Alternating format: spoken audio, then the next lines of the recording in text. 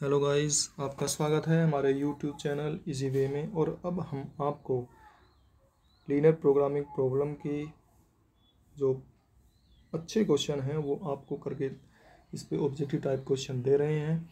हमने जो निचोड़ है सारी बुक्स का उससे देखकर आपके लिए तैयार किया है। ये 5 मिनट्स में हम आपको पूरे चैप्टर को करवा देंगे पूरा। और इसमें जो हम विद एक्सप्लेनेशंस आपको बताएंगे, इनमें जो एक्सप्लेनेशन करके और बिल्कुल आपको समझा के इस तरह से क्वेश्चंस को और शॉर्ट ट्रिक से आपको क्वेश्चन समझाए जाएंगे ताकि आप पेपर में अच्छे नंबर ला सकें। हमने कई बुक से इसको क्वेश्चंस को लेके और तब आपके लिए तैयार किया है। तो डियर स्टूडेंट्स, आप बने रहिए हमारे साथ। हम आपके लिए देखिए पहला क्वेश्चन लेके आए हैं।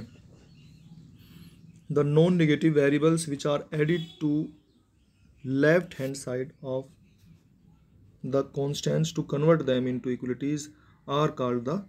तो वो कौन से वेरिएबल्स होते हैं? देखिए, अब हम अगर लेते हैं ये, अब अगर जो 2x + 3y, अगर हम ये कोई हम ले रहे हैं 2x + 3y < 7, तो देखिए अगर ये हमने कोई कांस्टेंट लिखा है, इस कांस्टेंट में जो वेरिएबल ऐड किया जाता है उसको हम कौन सा वेरिएबल बोलते हैं? तो मान लिया इसको हम अगर कंप्लीट करना चाहते हैं तो कैसे करेंगे कंप्लीट? देखिए कैसे कंप्लीट करेंगे। इसमें हम एक वेरिएबल अपने पास से ऐड करेंगे और जो ये हमने नया वेरिएबल ऐड किया है इसको हम क्या नाम देते हैं? तो इसको हमें देखना है कि इसको क्या कहते हैं। बताइए आप क्या कहते हैं इसको? तो ये जो है ये हमारा कहलाता है, ये जो हमने जेड इसमें ऐड किया है इसको क्या कहते हैं? Slack variable. तो इस प्रकार से ये इसमें इसका ऑप्शन जो है ये सी ऑप्शन बिल्कुल सही है, slack variables, and all the 3 remaining are wrong, only 1 is clear, this is correct. देखिए हम आगे चलते हैं क्वेश्चन नंबर 2 पर। A basic feasible solution of a LPP is said to be non-degenerate basic feasible solution। एक basic solution जो है वो कब non degenerate basic feasible solution कहलाता है? If none of the basic variables is zero, यदि कोई भी बेसिक वेरिएबल जीरो ना हो, at least 1 of the basic variables is zero, यदि उनमें से कम एक बेसिक वेरिएबल जीरो हो, all of the basic variables are zero और none of these. It means, बताइए आप सोच के बताइए कि एक बेसिक फिजिबल सॉल्यूशन जो है एलपीपी का वो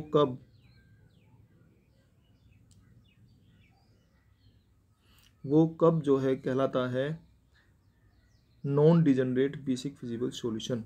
नॉन डिजनरेट वो कब होता है? तो इसका जो है नॉन डिजनरेट के लिए है none of these basic variables is zero. जितने भी बेसिक वेरिएबल्स हैं उनमें से अगर कोई भी जीरो ना हो, ठीक है। तो ये इसका आएगा ये फर्स्ट पार्ट बिल्कुल सही है। ये सेकंड रॉन्ग है, थर्ड रॉन्ग है, फोर्थ रॉन्ग है। अब बने रहिए हमारे साथ। हम चलते हैं क्वेश्चन नंबर 3 पर। तो थर्ड क्वेश्चन है हमारा, a basic feasible solution of LPP is said to be degenerate. अब देखो ये इससे पहले क्वेश्चन में आया था non degenerate in which none of the basic variables is zero, कोई भी बेसिक वेरिएबल जीरो ना हो। तो वो डीजनरेट कब होता है? इफ़, बताइए कब होगा? At least 1 of the basic variables is zero, जब कम से कम एक बेसिक वेरिएबल जीरो होता है, ये तब संभावना बनती है डीजनरेट की। तो डीजनरेट कब होता है? जब एक बेसिक वेरिएबल जीरो होता है। और नॉन डीजनरेट कब होता है? जब एक भी बेसिक वेरिएबल जीरो नहीं होता है। अब देखिए हम चलते हैं क्वेश्चन नंबर 4 पर। आपके सामने है स्क्रीन पर, every point on the isoprofit line. Isoprofit line के पर जो कोई भी पॉइंट होता है within the permissible region yields.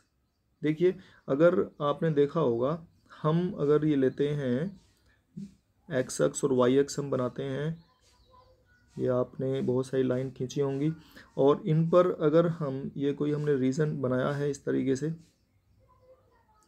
अब इसमें जो परमिसिबल रीजन है, अगर हम ये देखते हैं कि परमिसिबल रीजन कौन सा है, इसमें से हम परमिसिबल रीजन लेते हैं। मान लिया ये हमारा परमिसिबल रीजन है ये, ये मैं जो शेड कर रहा हूँ आपके सामने, ये हमारा परमिसिबल रीजन है। और इस परमिसिबल रीजन में अब ये क्या कहना चाह रहा है हमसे कि अगर हम आइसोप्रोफिट लाइन बनाते हैं इस परमिसिबल रीजन में, आइसोप्रोफिट आपने मेथड पढ़े हैं, तो एक मेथड आपने पढ़ा है आइसोप्रोफिट, ग्राफिकल मेथड में आइसोप्रोफिट और कॉर्नर पॉइंट। तो आइसोप्रोफिट जो मेथड है ये हमारा परमिसिबल रीजन है।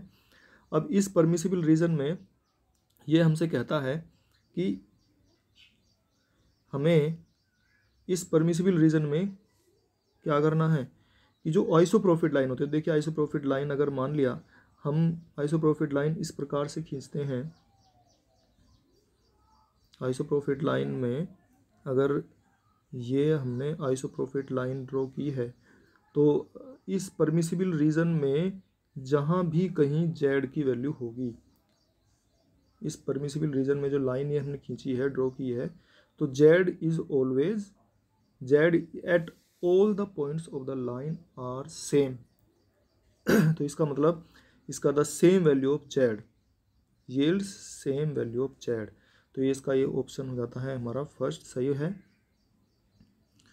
अब देखिए हम चलते हैं क्वेश्चन नंबर 5 पर। The objective function and constants of a LPP, the objective function and constants of a LPP are, जो ऑब्जेक्टिव फंक्शन है और उसके जो कॉन्स्टेंट्स हैं ऑफ ए एलपीपी आर, वो कैसे होते हैं, और linear, only objective function, only constants, none of this.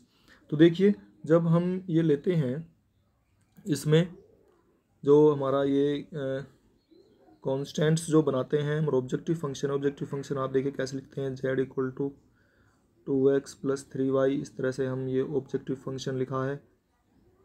और जो हम कॉन्स्टेंट्स बनाते हैं इस तरह से हमने बनाया, constant 2x plus 5y less than equal to 7 और 3x plus 4y less than equal to या ग्रेटर देन इक्वल टू, कुछ भी लगा सकते हैं हम। तो ये जो हमने इक्वेशन बनाई हैं, all the 3 equations are linear. कैसी इक्वेशन है ये, लीनियर इक्वेशन है। दे हैव 1 पावर्स, सब में जो है x और y में की जो पावर्स हैं वो 1 है, इसलिए दे आर ऑल लीनियर। तो इसका फर्स्ट ऑप्शन जो है हमारा बिल्कुल सही होगा। अब हम चलते हैं आगे क्वेश्चन नंबर 6 पर।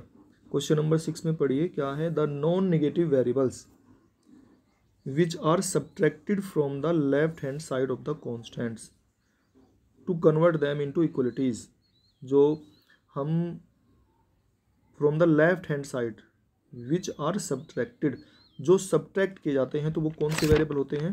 अगर हमने मान लिया ये लिख दी कोई इक्वेशन 2x प्लस 7y और ग्रेटर देन इक्वल टू 10, इस तरह से हमने अगर कोई लिखी है इक्वेशन और इसमें से हम कोई वेरिएबल सब्ट्रैक्ट अगर करते हैं, तो देखिए कैसे करते हैं, आपने करा होगा 2x plus 7y minus Z, कोई वेरिएबल हमने इसमें सब्ट्रैक्ट किया है, तब ये इक्वलिटी में चेंज होता है। और जब ये इक्वलिटी में चेंज होता है तो इस प्रकार से हम देखते हैं कि इस वेरिएबल को क्या नाम दिया जाता है, बताइए इस वेरिएबल को क्या नाम देते हैं हम, तो क्या कहते हैं इसे, सरप्लस वेरिएबल। इसका क्या नाम होता है, सरप्लस वेरिएबल। तो इस तरह से 6th का हमारा ए पार्ट बिल्कुल सही है। अब हम चलते हैं क्वेश्चन नंबर 7 पर। इसमें है graphical method is used for solving A LPP of. Graphical method जो है वो किसको सोल्व करने के लिए प्रयोग किया जाता है, तो बताइए ग्राफिकल मेथड जो है वो किस में प्रयोग होता है। तो देखिए जब आपको मैं समझाने के लिए बता रहा हूँ, स्क्रीन पर देखिए, हम जो है x और y एक्सिस ही तो लेते हैं, केवल हम केवल x और y एक्सिस लेते हैं। तो जब हमने केवल x और y एक्सिस ली हैं तो इसका मतलब हम we will take only 2 variables, हम इसके लिए केवल 2 वेरिएबल लेंगे, 2 से ज़्यादा तो ले ही नहीं सकते हम, because we take only 2 axis, x and y coordinate system में हम 2 डायमेंशनल में चलते हैं। तो ग्राफिकल मेथड में जो है केवल 2 वेरिएबल्स लिए जाते हैं। तो इसका मतलब 7th का सी पार्ट, कोई भी इक्वेशन देखिए आप लिखते हैं जैसे 2x प्लस 4y, तो ये इसमें जो है, और लेस देन इक्वल टू 6, तो इसमें क्या है, लेस देन इक्वल टू 7, कुछ भी इक्वेशन लिख सकते हैं। तो इनमें क्या है, x और y ही तो हैं केवल, तो इसका मतलब only we take only 2 variables. Question number 8 है the system of linear equations in an LPP under which the given function is to be optimized are called as. The system of linear equations, जो linear equations का system होता है LPP में, under which the given function is to be optimized are called, बताइए उन्हें क्या कहते हैं हम। जो लीनियर इक्वेशंस का सिस्टम है, जैसे हमने एक लीनियर इक्वेशंस का सिस्टम लिख दिया है भाई, ये हमने 4x + 3y ≤ 10 और 3x + 8y <= या > किसी भी इस तरह से बना सकते हैं। तो इसमें जो है हम ये देखिए, हम इसमें जो लेंगे किस प्रकार से is to be optimised are, तो the system of linear equations, जो लीनियर इक्वेशंस का सिस्टम है उसको क्या बोलते हैं, तो बताइए क्या बोलते हैं हम, कॉन्स्टेंट्स। ये क्या कहलाते हैं, ये सभी ये कॉन्स्टेंट्स कहलाते हैं। आइए अब हम चलते हैं क्वेश्चन नंबर 9 पर। और ऑन सोल्विंग द LPP, जब हम LPP को सोल्व करते हैं, मैक्सिमम z = अब देखिए ये हमने एक इक्वेशन लिखी है, ये मैक्सिमम z ऑब्जेक्टिव फंक्शन कहलाता है हमारा, ठीक है ना, ये आप जानते हैं ये ऑब्जेक्टिव फंक्शन है, सच दैट x - y <= 1। तो ये इक्वेशन देखिए आप जानते भी हैं कैसे लिखते हैं, x - y <= 1 और x + y > 3, ये इक्वेशन लिखी हुई हैं। तो जब इसको हम सोल्व करते हैं तो जो सॉल्यूशन आएगा वो किस प्रकार का सॉल्यूशन होगा, तो बताइए जब ये सॉल्यूशन हम करेंगे तो किस प्रकार का सॉल्यूशन आएगा, वो बाउंडेड होगा, अनबाउंडेड होगा, फाइनाइट होगा। तो इस प्रकार से जब हम इसको सोल्व करेंगे तो उसका सॉल्यूशन बताइए। देखिए मैं बताता हूँ आपका सॉल्यूशन। अगर आप इसको सोल्व करते हैं, मान लिया x और y एक्सिस आपने ये ट्रेस कर ली हैं और इस पे एक x - y = 1, y को 0 लेंगे तो x = 1 और x को 0 लेंगे तो y = -1। तो ये हो गया यहाँ पे। अगर इनको मिलाते हुए हम लाइन करते हैं, इनको मिलाते हुए लाइन हम बनाते हैं कोई, तो ये लाइन यहाँ से ये बन जाएगी, ठीक है। और फिर इसी प्रकार से हम एक दूसरी लाइन खींचते हैं। अगर एक दूसरी लाइन हम खींचना चाहते हैं, ये दूसरी लाइन क्या है, ये देखिए ये दिया हुआ है इसने x + y > 3, इसमें y की वैल्यू 0 तो x की वैल्यू 3 और यहाँ पे आ जाएगी ये 2 3, ये हो गया पॉइंट, और x की वैल्यू 0 तो y की वैल्यू 3, ये आ जाएगी मान लें यहाँ पे। और अगर हम इनको मिला देते हैं इस प्रकार से, ये लाइन हमने बना ली है। और मैक्सिमम z है 3x + 2y, और 3x + 2y जब इसको = 0 लिखते हैं, या आपने इस ऑब्जेक्टिव फंक्शन को सोल्व करने का तरीका आपने सीखा होगा, = 0, तो यहाँ से क्या निकलेगा, इसको हम इधर ट्रांसफ़र करेंगे तो x/y = -2/3 ये आ जाएगा। अब जब इसको लेंगे तो इसमें क्या हम कर सकते हैं, अब देखिए तो x की वैल्यू -2 इधर आ गई यहाँ पे, और y की वैल्यू +3, y की वैल्यू +3 ये आ गई। इन दोनों को मिलाते हुए इसके पैरेलल जो लाइन ये बनेंगी, अब इसमें अगर रीज़न लेना है हमें, देखिए अगर हम इसमें रीज़न लेना चाह रहे हैं, क्या रीज़न लेंगे हम, 0 0 <= 1, 0 0 <= 1, परमिसिबल रीज़न हमें निकालना है। तो परमिसिबल रीज़न निकालने का तरीका क्या है, अगर हम परमिसिबल रीज़न निकालते हैं तो उसका तरीका क्या है परमिसिबल रीज़न के लिए, तो 0 0 पे यहाँ पे रखते हैं x और y पे, यहाँ हम जो है यहाँ पे रखेंगे 0 0 x और y में, तो 0 <= 1 होता है, ठीक है। तो इसका मतलब ये जो हमने लाइन खींची थी x - y, ये हमारी लाइन थी, ये वाली लाइन थी ना, x - y <= 1, ये वाली जो लाइन थी। तो इस वाली लाइन में <= 1, 0 1 से कम होता है, तो इसका मतलब इसके अंदर का एरिया हमें लेना है। तो जब इसके अंदर का एरिया लेंगे तो जिसमें ओरिजिन हो, तो ये वाला एरिया लिया जाता है x और y, तो ये वाला एरिया लेना है हमें, ठीक है। और अब देखिए दूसरा वाले में क्या कहता है, ये दूसरे में क्या कह रहा है,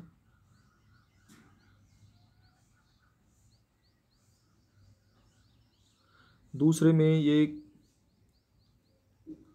कहता है कि 0 0 इसमें रखेंगे, इस वाले में 0 0 रखेंगे तो 0 0 इसमें रखते हैं तो 0 ग्रेटर देन 3, तो 0 तो 3 से बड़ा होता नहीं है।